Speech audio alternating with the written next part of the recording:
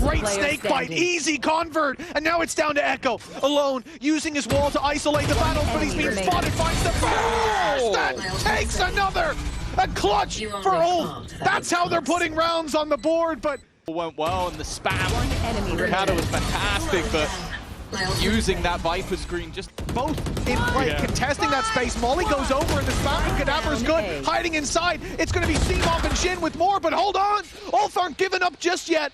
They managed to... It's going to be everything. If that screen drops, it might just reveal them, and it will. That's Sop down. Another opportunity for Echo to try and take this home in the 1 versus 2. First one goes his way. Stonesy on the other side with an operator, but he's using this screen again just as an attempt to try and reposition. Gets back into the corner. It is masterfully played by Echo. Close to being refreshed, and now they're in play. The snake bite down. This is slowing them, running that clock even further. Well played by Ulf.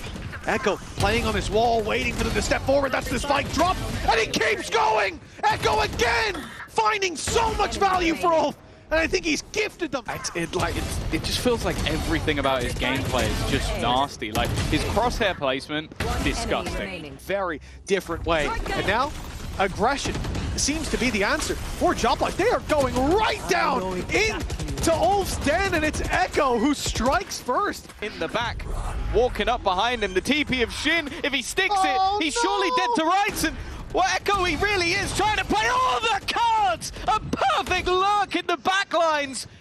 Nothing they can do about that. On 1 HP, he takes 2 kills. The fact that he had the audacity to go what? Oh, but yeah, look, if you notice that in the moment, your brain's working faster than a supercomputer. But for Echo here, getting into this spot, the patience when Shin took the TP. Hard to kind of hold people to that standard after 1 game, really. It almost feels a bit unfair, right? It's like we only had a very small sample size. And speaking of small sample size, the red flags are waving. Walking out without the dart as well. Oh my god, Sop's lucky to get away with his life. But Echo's found another one! Echo! Living up to his name the amount of times I'm saying it. 4 kills in the round. That is your Dynasty. The scale out looked rough. It looked, Ulf was on the whiteboard.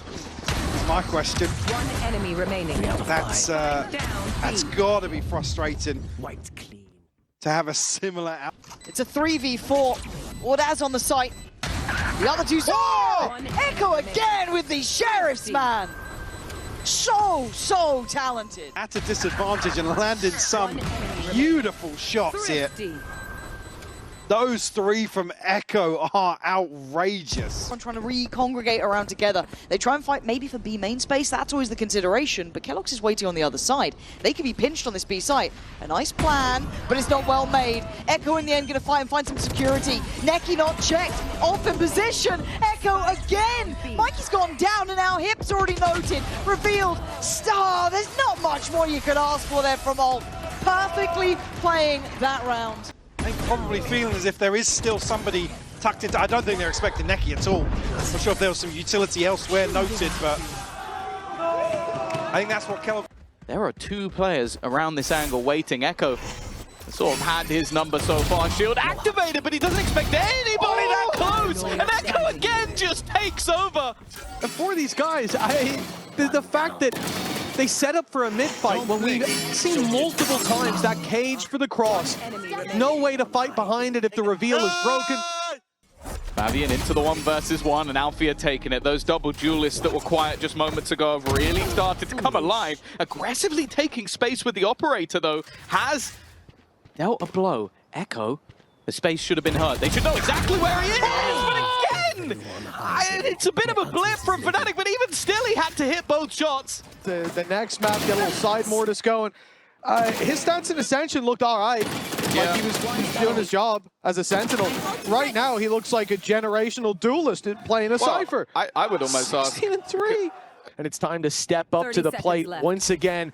They've made it past the wall already. Holding his ground should be a tough task. He finds the first, no trade. They're slow to react to flash. Good, but Echo's even better. A double, and now the advantage for the defense. Crashies with it all to do. Plant in, gives him a chance. Immediate fight coming, but Echo is just too quick with it. But it looked like it was going to go Fnatic's way. It was only Echo on this side of the map that managed to throw a spanner in the works. Okay, a crazy shot coming out of it, and now Echo as well. What is this team made of? This is ridiculous, though. And again, we talk about confidence for the Eternal Fire squad coming in with a dominant start. Oh! And you can see the mental, even in the coaching booth. I mean, this is going to be an issue if Eternal Fire cannot combat that A main play. Echo! Straight back in! Where does this come from? A 2-on-2, which you thought was never going to be doable, but it ends up being a round that should have been Heretics. Brilliant entry to the round from Heretics, and I guess the flip side of that conversation is they have to be closing out rounds like this if they fancy themselves to go on a deep run. Yeah, but it feels as if though they haven't managed to take any space. Supply destroyed. Crostali's ult is available, but it's the flash. Never mind. Another full blind, and they're still stuck behind it. 30 seconds left. Echo wasn't seen by the ult, but they should know there could be a gap, but sneaking his way on top of the boxes worth so much for Eternal Fire. For the confidence. And they're going to keep going. Culture. The ace will be found in the end by Echo. Eternal Fire. It's funny because the rest of his team are not doing that well on credits, so him going down there might have been silly, but you know that that extra kill was worth its weight in gold. The extra confident, the wave to sit down, and what this man is able to do, like he genuinely is.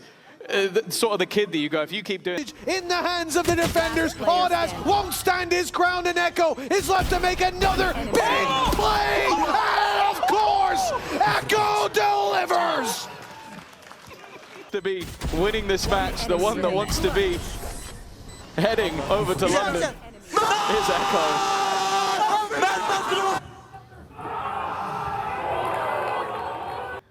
Echo's low, timing is going to be huge. That's now stopped with a rifle and Ultima online. We talk about the mistakes of one side, well, we're witnessing the mistakes of the other, but that's a bigger problem. That's a spike down. A wraparound from Sop. Needs to hit a shot, needs to give some space, and it's not going to be happening. Echo even on low HP, it's a double up of triples. Another to add to the collection. People getting very eager. 30 seconds We don't see it in the replay there, but Izzy, I'm pretty sure they were 5v3, and he just swung out jump peek in mid after the orb goes down. You know, and just breaching through to the A site so quickly leaves them in a spot where they don't have to take uncomfortable fights. That said, they go battling up into heaven, but it's anything but uncomfortable with 3 players sent that way. A big fight. It's almost their second site take. Even with that paranoia landing. Am I mistaken? Am I blind? He just doesn't struggle with it. And again, as you said, like, we have seen teams, I'll name them, Pacific, yep, well, he's near side, so he gets away with it. But the hold has not been fantastic either, though. Another opportunity for Foot. Given the Garden of Eden, but the apple drew his eye. Now for the rest to go. Echo hears them steaming out of heaven. He's got the perfect position, and finally the spray finds its mark, but Sop now on the defuse draws them into the fight, lands the first, and the ult almost there. But Echo, ever the hero of Eternal Fire. It leaves us at 11-11, and nail-biter conclusion coming up. Yeah, it really has just come down to individual plays at this point. Echo had to land the shot. He had to land everything in front of him. You can even see it looks like he's fighting his mouse. That's what playing against the Neon feels like. And it really is just like all of our coaches. Biri dönüyor. B5 mu? Markete su görüyorum. Verdim. Market molly verdim Ömür. Dönüyorum. Bir tane daha. Aman CT. Careful if a horn comes flying out. It's wraps. Is over, but Kicks sends them packing. You can see the confidence being just squared away there. Echo, oh god, and he knows where Kicks is now, the flash. Oh, Echo! So good, I want to see it twice. The Red Bull clutch there, just magnificent. Pinned into the corner. It's just so clean from Echo. Them a little safe spot to plant, but the spams are always going to be a problem from here. Luckily, Spike goes down, and Audas fights his way forward, keeps going, and Kayak gets him off the sound. Now, Echo to be found, and he's now being spotted, revealed for just a moment, but slips back behind the wall outside of the pit. He's waiting for the walkthrough. Beautiful stuff from Echo. The only, like, I want to caveat it a little bit. It's a good round from Eternal Fire. It's one that I think they need as a bit of a combo breaker, but they did use the majority. He's heard them.